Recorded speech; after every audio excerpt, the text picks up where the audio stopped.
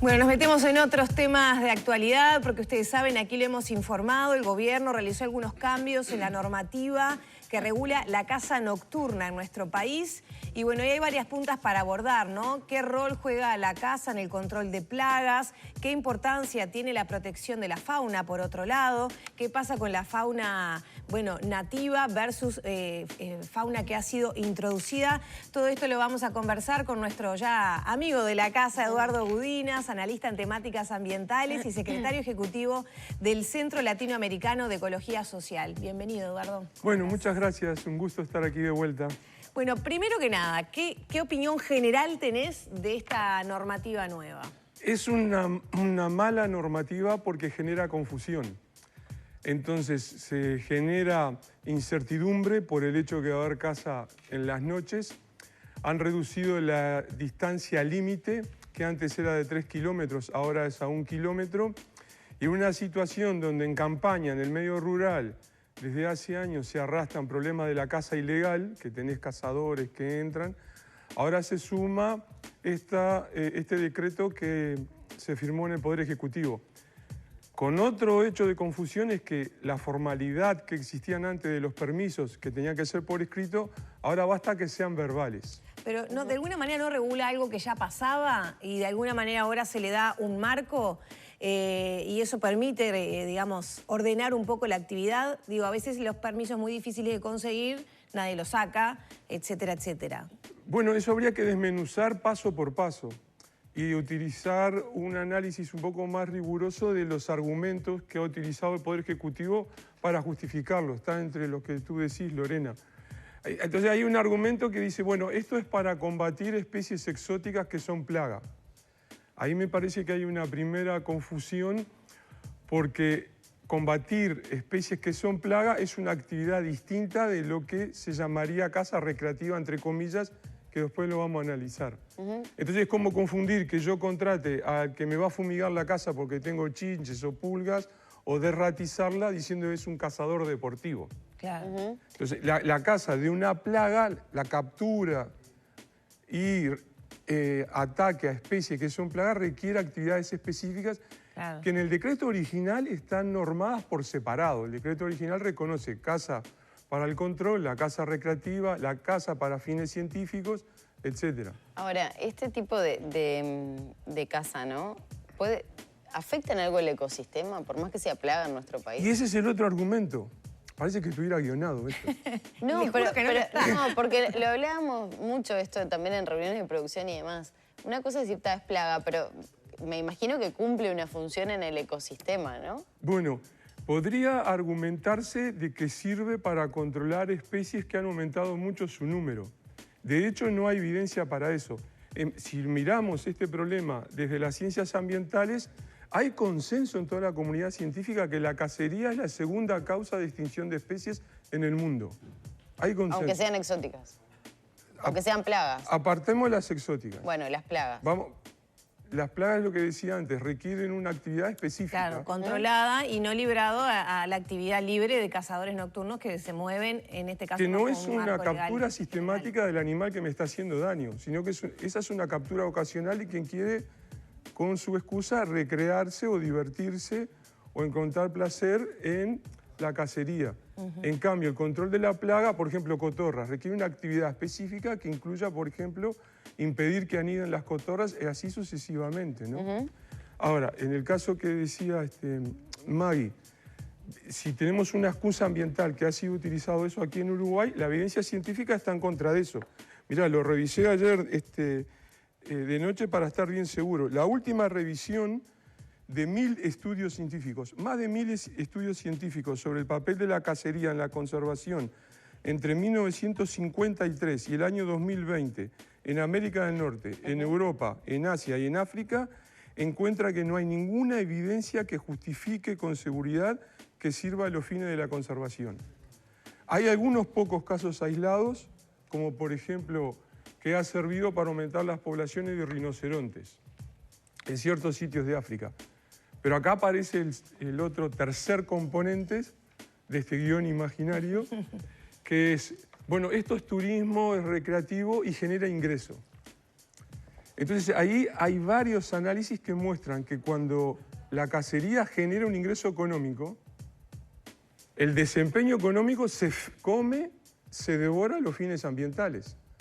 Porque cuanto más costoso y más dinero arroje permitir cacería, hay más presión.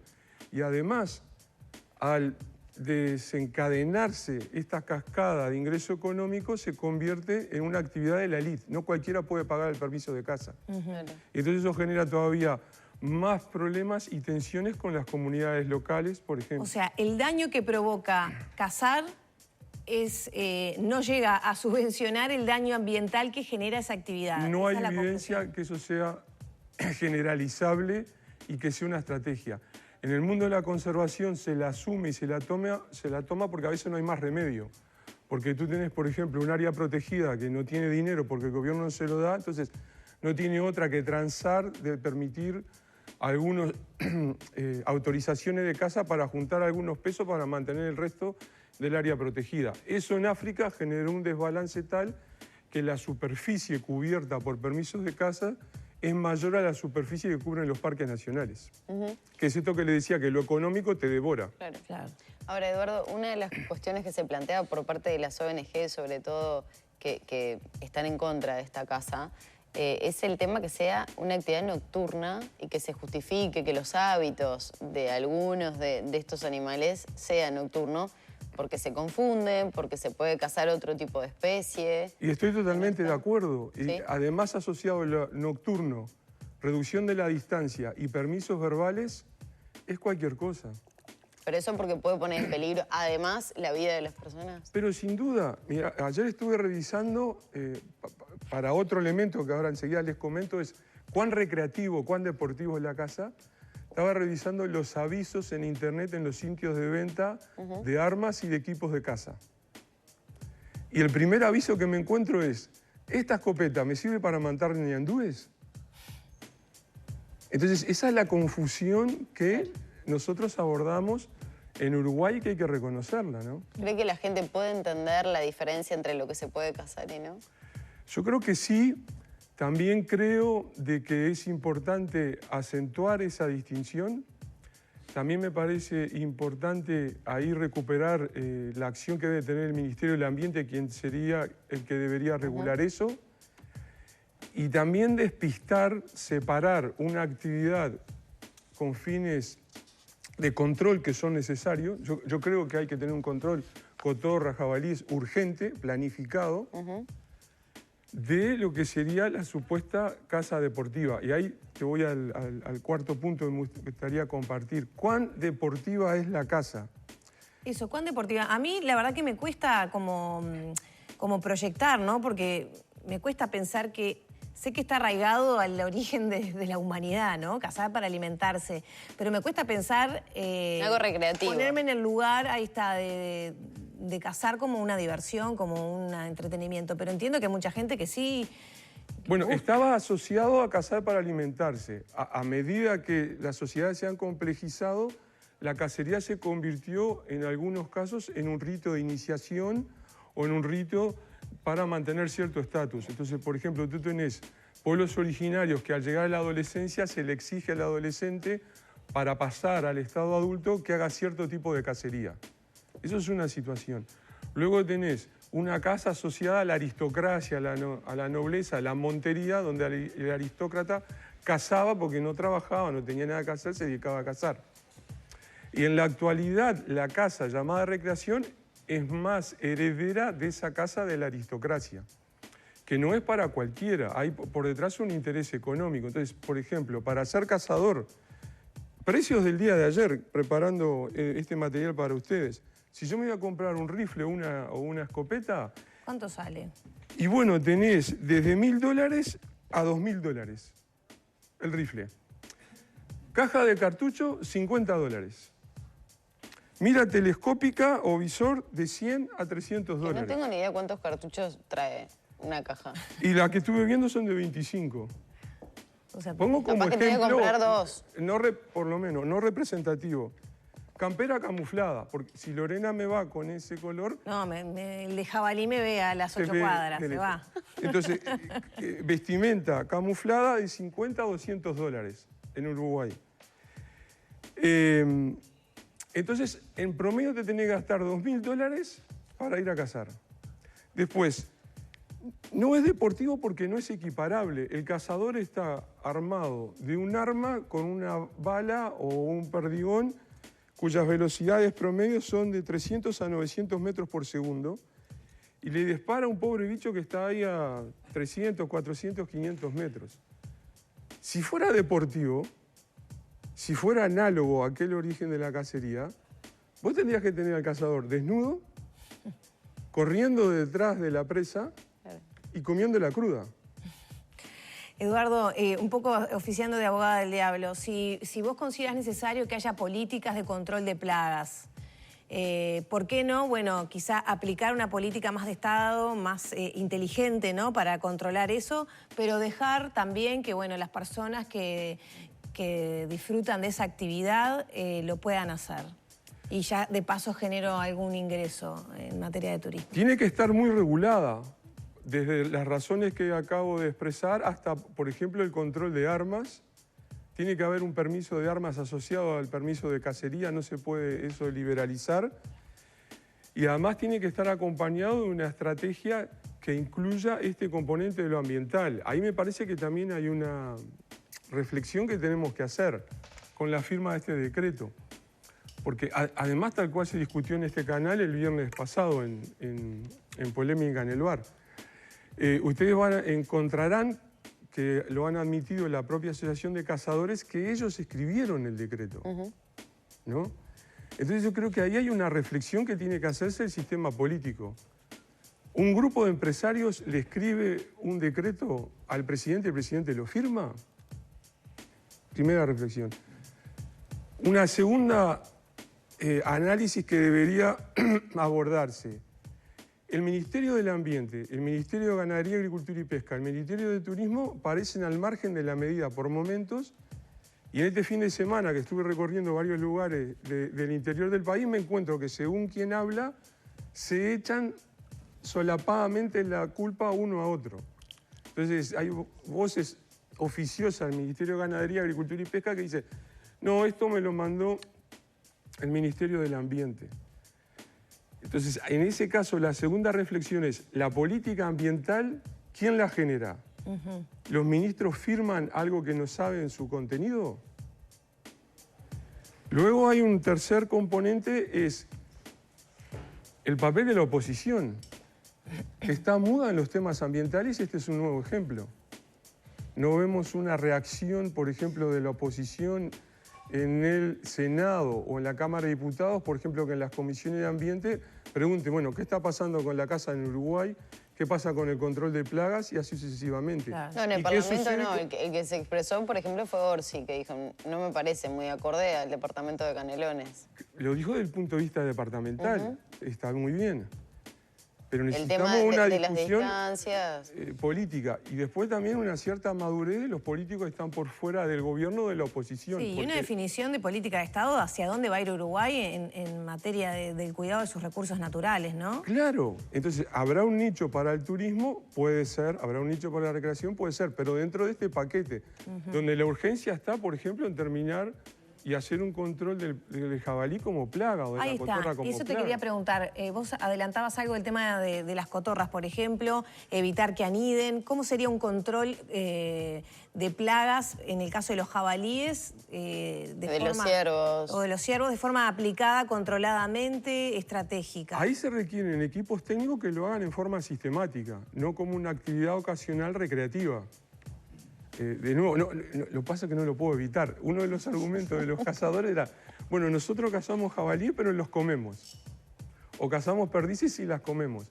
Si ustedes ven en internet fotos de los cazadores, tengo en mente una con un par de cazadores con varias decenas de perdices por delante, estarían todo el mes comiendo perdices, no comerían otra cosa. Bueno, a veces las congelan. Claro. Yo sé de gente que congela carne cuando va a cazar. Bueno, y si vos vas a erradicar jabalíes en Uruguay, pongamos por regiones, poblaciones de miles de jabalíes, estarías un año comiendo jabalíes. Entonces, esa excusa de que es recreativo y yo me lo como, no coinciden con la práctica sistemática, regulada, que se necesita para erradicar una especie de plaga. ¿Qué podés predecir con esta realidad? De hecho, ya se firmó, pero no sé si ya se puede poner en práctica o no. Lo tienen que derogar, porque además el decreto tiene problemas de redacción. Ah, de una, sí. No es que va... Si ya genera tanta confusión, habla de que por lo menos no es claro, ¿no? Introduce el concepto de algo así como especies nativas exóticas. No están detalladas en ningún sitio. Nosotros tenemos especies en Uruguay, hay autóctonas y otras introducidas. Entonces ese término no existe, por ejemplo. O sea, para vos se va a derogar, pero en caso que no sé si va a derogar porque... Pero si tuviera un andamiaje... Tengo cero éxito en mi prédica. Sí. Si efectivamente este decreto siguiera avanzando, ¿qué pronóstico podemos hacer de lo que va a pasar con la casa de nuestro país? Hay confusión, va a haber preguntas desde poblados, se van a quejar las directoras de las escuelas, después gente en los predios rurales que ven la linterna de los cazadores de noche a lo lejos van a entrar a protestar, después va a haber toda una confusión. Sí, el dueño del campo me dio el permiso. No, yo no le di el permiso, dice el dueño. Bueno, me lo dio su esposa o me lo dio su capataz. Claro, pues ni siquiera hay una cosa escrita, ahora es de palabra. Exactamente. Tú estás reconociendo, de hecho, de palabra que entren a tu casa con armas. Sí, que encima, el otro día lo que decían desde las organizaciones que defienden, ¿no?, a los animales, decían... Bueno, esto se cruza directamente con la LUC de una persona que ve a alguien en su campo, lo que sea, le puede disparar, lo puede herir, ¿no? Exactamente. Hay un tema ahí también de seguridad pública. Yendo un paso más, el gobierno hasta ahora ha sido incapaz de controlar tal vez lo más urgente en el medio rural, que son las jaurías de perros. Entonces, ¿cómo va a controlar a cazadores con permisos verbales? ¿Quién lo va a controlar? ¿Los policías? ¿Van a meter un policía detrás de cada espinillo, de cada tala? Entonces es un decreto que es funcional al interés de algunas empresas que hacen turismo de caza, muy importante, porque pueden atraer cazadores que vienen por algunos días y cazar de noche, pero no sirve a la generalidad del interés de Uruguay. Es muy riesgoso desde el punto de vista social, ciudadano, y no cumple ninguna finalidad ecológica relevante. Ahora, Eduardo, ¿hay un turismo tan marcado en nuestro país de caza? Quienes lo definen, así lo sostienen. De hecho, está en la redacción... O se está promoviendo. Creo que no viene tanta gente, pero bueno, pagan muy buen dinero, digamos, por hacer esas actividades quienes sí vienen, Pero ¿no? de nuevo, ese muy buen dinero lo paga una élite. El caso más controversial y más conocido es cuando agarraron al rey Juan Carlos de España, ¿cómo no?, cazando a escondidas elefantes en Botswana. Claro. Entonces, el permiso para la caza del elefante es muy caro. El caso del rey Juan Carlos cobró notoriedad porque él esa noche se quebró la cadera. Entonces todo el mundo se enteró de que estaba en Botswana cazando elefantes porque lo tuvieron que traer en un avión de emergencia. Y a la semana cobró más notoriedad porque se descubrió que estaba con su amante. Sí.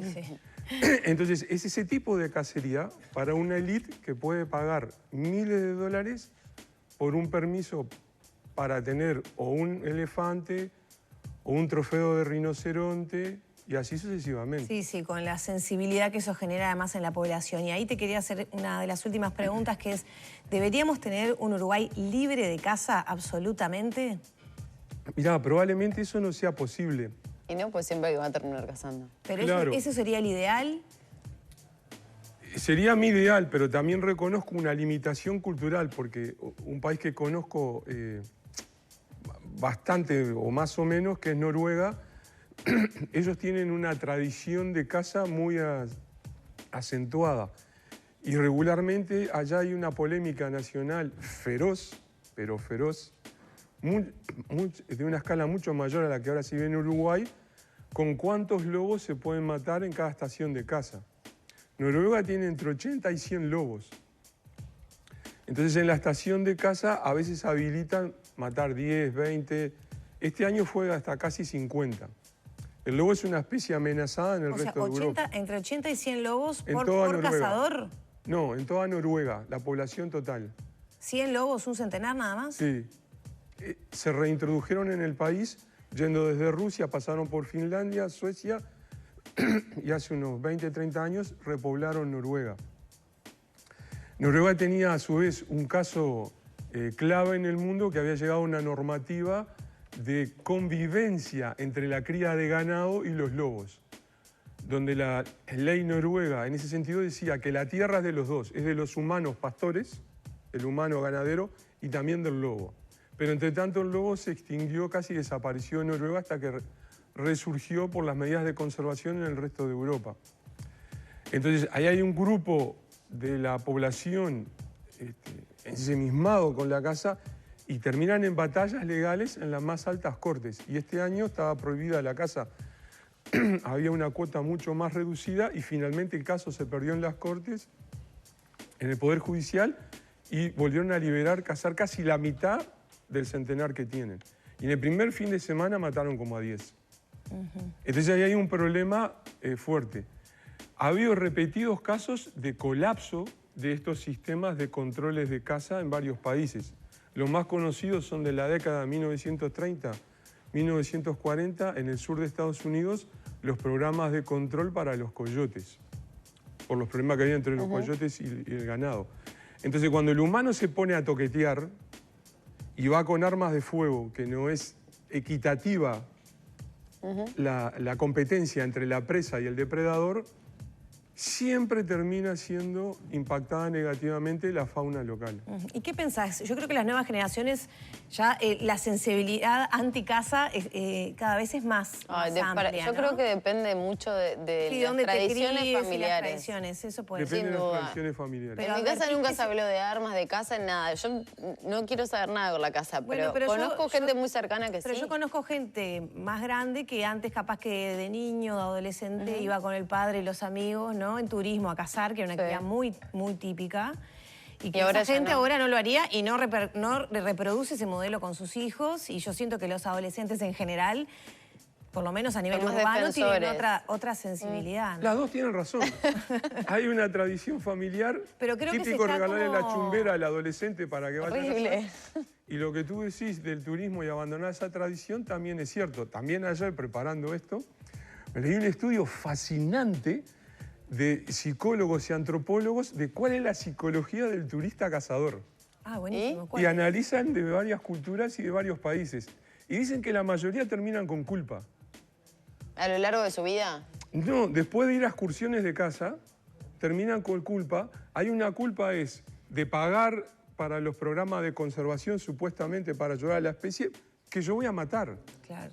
O sea, yo te voy a proteger, pero te mato. Claro.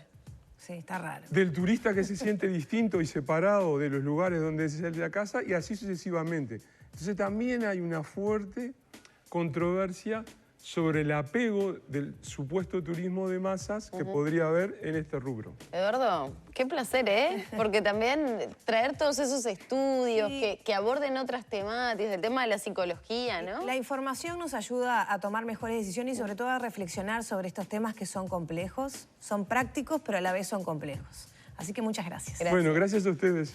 Cerramos por aquí la charla por ahora, nada más con Eduardo Gudinas. Ya son las 9 de la mañana, 44 minutos.